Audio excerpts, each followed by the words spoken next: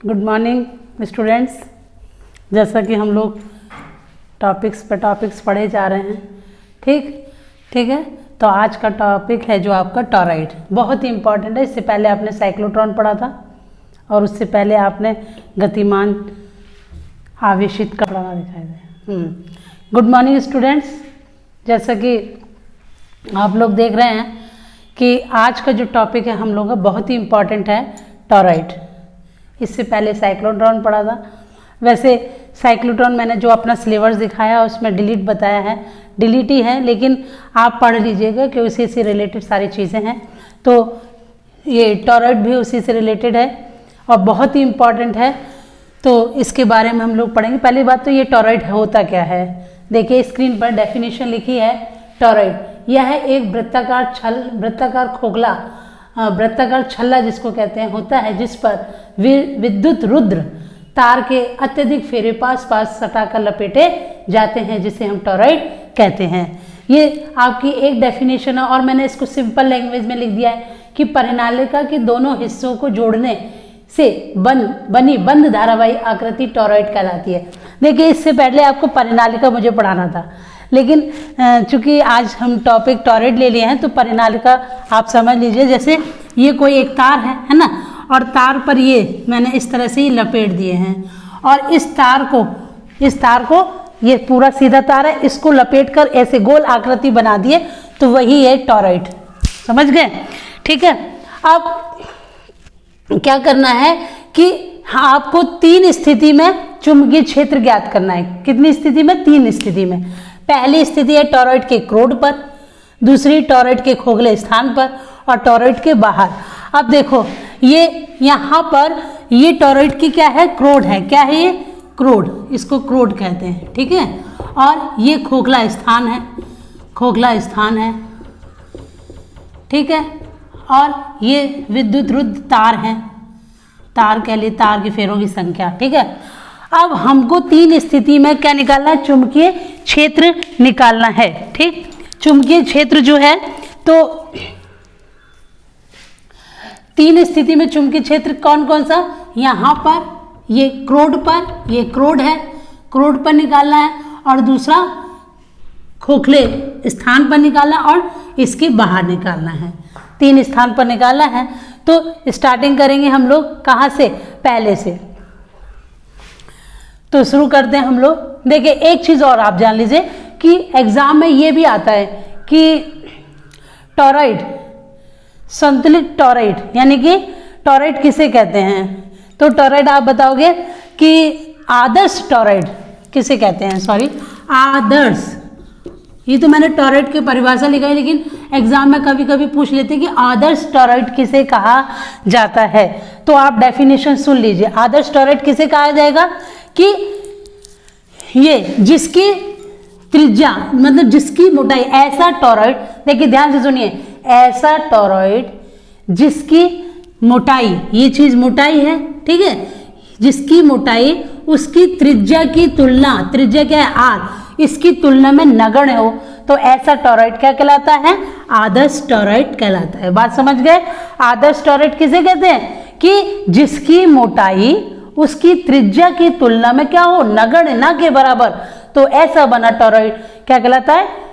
आदर्श torrid कहलाता है, ठीक है। और आप सिंपल सी डेफिनेशन बताओ कि टॉरॉइड किसे कहते हैं। तो टॉरॉइड क्या बताएंगे? एक कोई परिनालिका है, परिनालिका के दोनों सिरों को जोड़ने से जो प्राप्त बंद आकृति मिलती है वो हमें टॉरॉइड कहते हैं, ठीक है।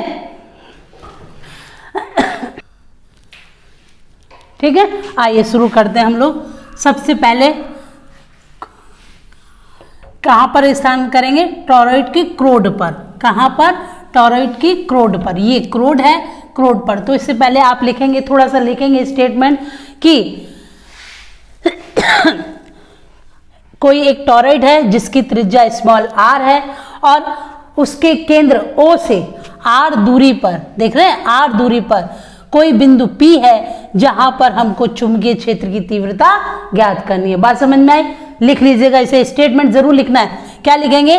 कि कोई टॉरॉइड है जिसका केंद्र O है, O से R दूरी पर, ये R देख रहे हैं, R दूरी पर कोई बिंदु P है जहां पर आपको चुंबकीय क्षेत्र की तीव्रता ज्ञात करनी है और इसमें I धारा प्रवाहित हो रही है। और देखो ये दोनों सिरेहीन है, बंद नहीं है, ये इधर से धारा जा रही है और इधर से धारा निकल रही है। तो इसका मतलब कि बहने वाली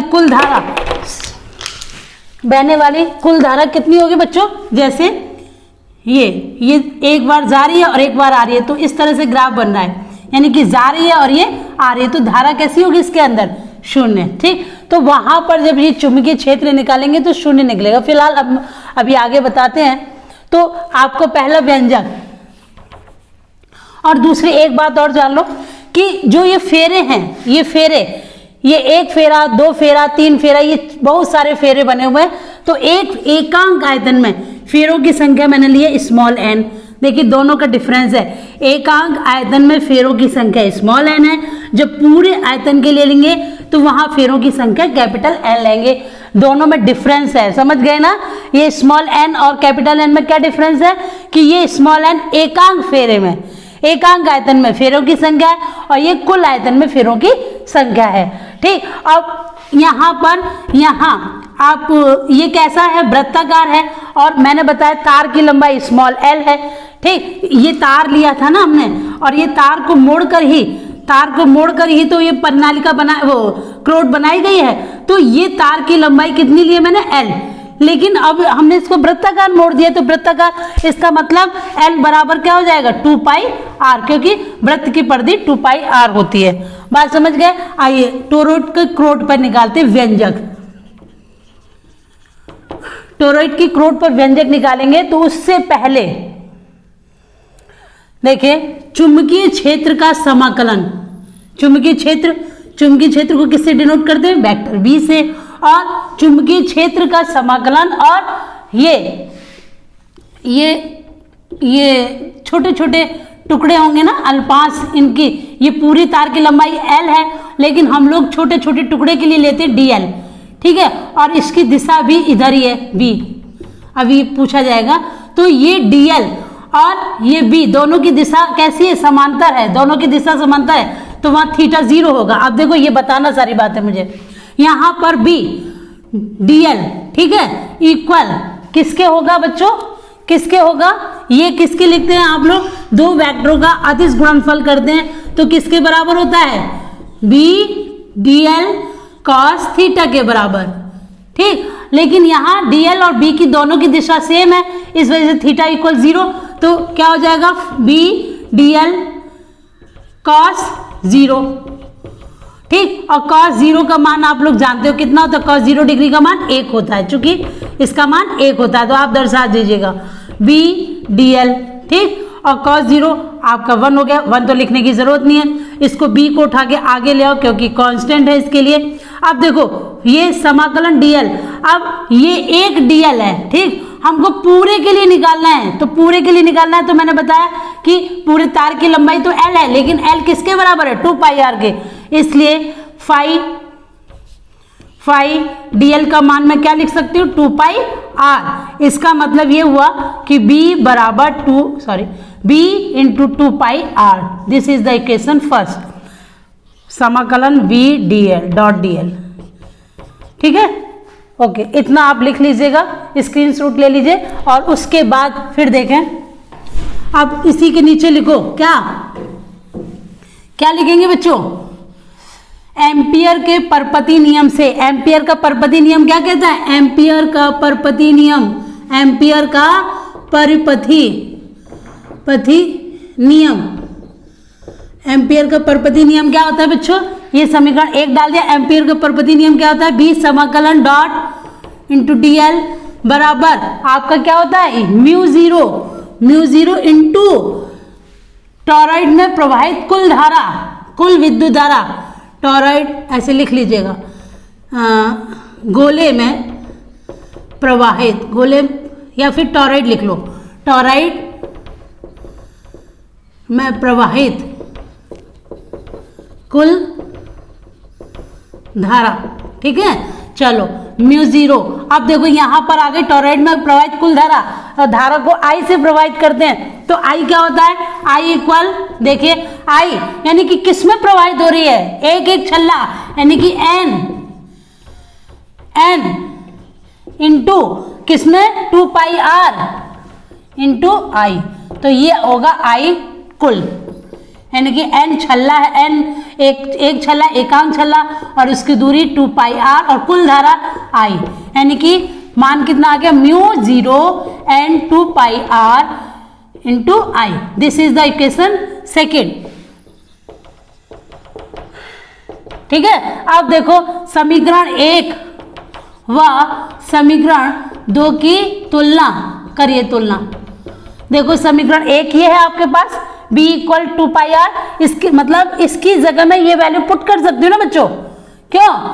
ठीक है ना, समीकरण 1 ये है, समीकरण 2 ये है, कंपेयर कर रहे हैं तो इसकी जगह में ये लिख सकती हूँ ना, तो b 2 pi R equal mu 0 and 2 pi R into I. Okay, अब ये दिस कैंसिल 2 पाई आर, तो बचेगा b बराबर म्यू 0 एन इंटू आई। क्लियर? ओके, तो ये आपका एक आ गया व्यंजक। अब देखो स्मॉल n का मान कहां से निकालेंगे, जस्ट 2 मिनट का और है। देखो अब n, कैपिटल N मैंने बताया दोनों में डिफरेंस है, आप लोग लिख लीजिएगा स्मॉल n और कैपिटल N। तो n क्या है, कैपिटल N इक्वल कुल आयतन में फेरों की संख्या, और n इक्वल क्या होगा 2 पाई r इंटू n। ठीक, इसको यहां पर लिख लेंगे n इक्वल 2 पाई r n। ठीक, ठीक है, तो n का मान यहां से निकालो, क्या होगा n अपॉन 2 पाई r। ठीक, तो रखिए n का समीकरण 3 कर लो, n का मान समीकरण 3 में रखने पर, ठीक, समीकरण 3 में रखेंगे तो क्या होगा b बराबर म्यू 0, n का मान यहां से n अपॉन 2 पाई r और इंटू आई। ठीक है, वेरी गुड, यहां तक आपका ये व्यंजक निकल कर आ गया।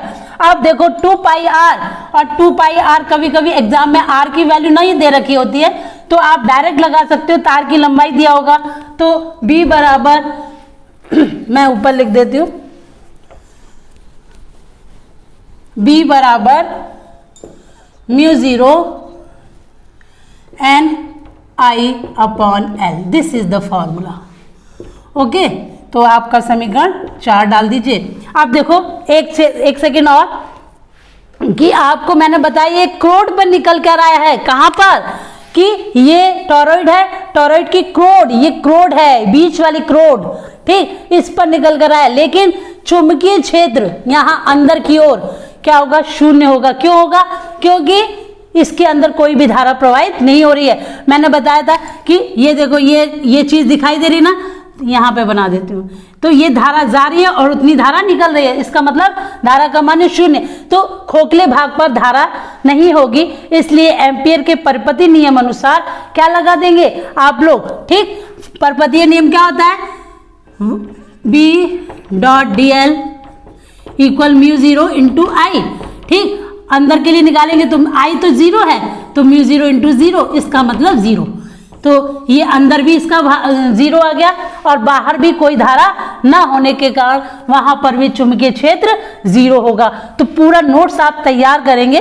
ठीक है, ये इसका व्यंजक था, मैंने निकाल दिया है, और सेकंड आपको खोखले गोले के अंदर निकालना और बाहर, तो वो आप पूरा डिटेल बताएंगे, या मैंने बता दिया आपको किस तरह से निकालना है, लेकिन पूरा कंप्लीट करेंगे, और कंप्लीट करने के बाद इसका नोट्स लिखने के बाद आप ग्रुप में सेंड करेंगे। Thanks for watching.